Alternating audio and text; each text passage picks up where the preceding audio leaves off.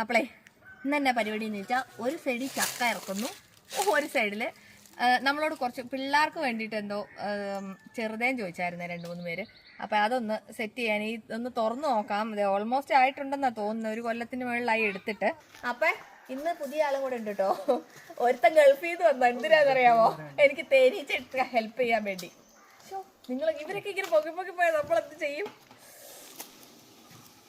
അയ്യ മുത്ത എടുക്കും മുത്ത. ലാസ്റ്റ് അച്ചാച്ച തന്നെ വരണം. ലാസ്റ്റ് പുരുഷ കേസരികളല്ല കേട്ടോ ഞാനിത് ഓപ്പൺ ചെയ്തേ. ഞാൻ 2 തട്ട് കൊടുത്ത് എല്ലാവരും ജീവന് കൊണ്ട് ഓടിയത്.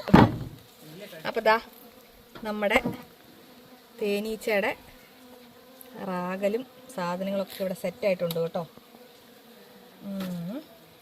ഇതാണെ ഭയങ്കര പാശയായിട്ട് ഇങ്ങോട്ട് ഒട്ടിച്ചിട്ട് നല്ല ടൈറ്റായിട്ടായിരിക്കണം. ഇതൊരു പ്രകാരത്തിൽ പൊളിച്ചെടുത്തിട്ടുണ്ട് കേട്ടോ. തേനില്ല, കുറവാ. ഇതാണ് ഇതിൻ്റെ റാഗൽ, കാണിച്ചു തരാം. ഇതാണ് ഇതാ തേനിരിക്കുന്നത്. ഇതാ ചെറുതേന് ഇത്രയൊക്കെ കിട്ടുള്ളൂ കേട്ടോ, ചെറുതേന് അത്ര അധികം കിട്ടും. നമുക്ക് റാഗൽ ഇങ്ങനെ ഇങ്ങ് കണ്ടോ, എന്നിട്ട് കണ്ടിച്ച് നമുക്ക് പാത്രത്തിലോട്ടിടാം. ചെറുതേനെടുക്കൽ ഇച്ചിരി സീനാണ്. ഇല്ല, ഒരു രഹസ്യമായിട്ടൊരു സ്ഥലത്ത് വെച്ചേക്കുമായിരുന്നു. അച്ചാച്ച ഞങ്ങളോട് പറഞ്ഞു അതിൻ്റെ ഉള്ളിൽ തുറന്നു നോക്കിയാൽ കിട്ടും. ഇച്ചിരി കഷ്ടപ്പെട്ടിട്ടാണെങ്കിലും തുറന്നപ്പോൾ സംഭവം കിട്ടി കേട്ടോ. ഇത് കണ്ട, ഇങ്ങോട്ട് നോക്കണത്, ഇങ്ങോട്ട് നോക്ക് മക്കളെ, നോക്ക്.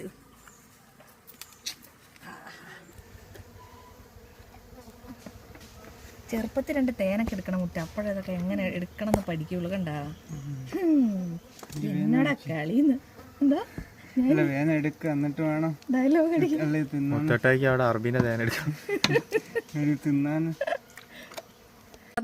ഒരു റാഗൽ എടുത്തോണ്ട് വന്ന ഇത് കണ്ടോ, തേനിങ്ങനെ ഒഴുകുന്നു.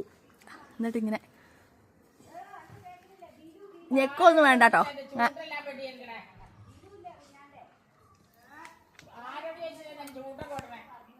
അമ്മച്ചി സൂറാവയും കൂടെ പടി കൊടുക്കും. ബാക്ക്ഗ്രൗണ്ടിൽ അങ്ങനെ പലതും ഉണ്ടാവും കേട്ടോ.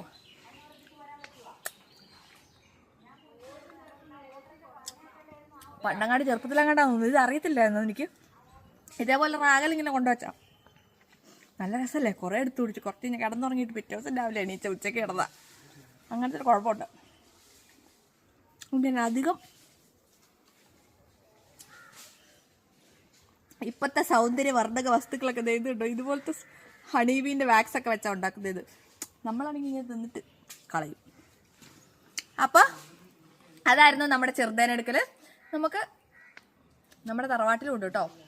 അച്ചാച്ചൻ്റെ അനിയനും ഒക്കെ ഇത് ഭയങ്കര ഹോബിയാണ്. അപ്പം അവരുടെ അടുത്തൊക്കെ ഉണ്ട് എന്ത് ചെറുതേനീച്ച, ചെറുതേനൊക്കെ ഭയങ്കര കുറച്ച് ക്വാണ്ടിറ്റിയെ കിട്ടുള്ളൂ. അപ്പം ചെറുതേൻ ആർക്കെങ്കിലും വേണമെങ്കിൽ ഞാൻ എൻ്റെ അടുത്ത് ഉള്ളേക്കൂട്ട് കുറച്ചേ ഉള്ളൂ കേട്ടോ.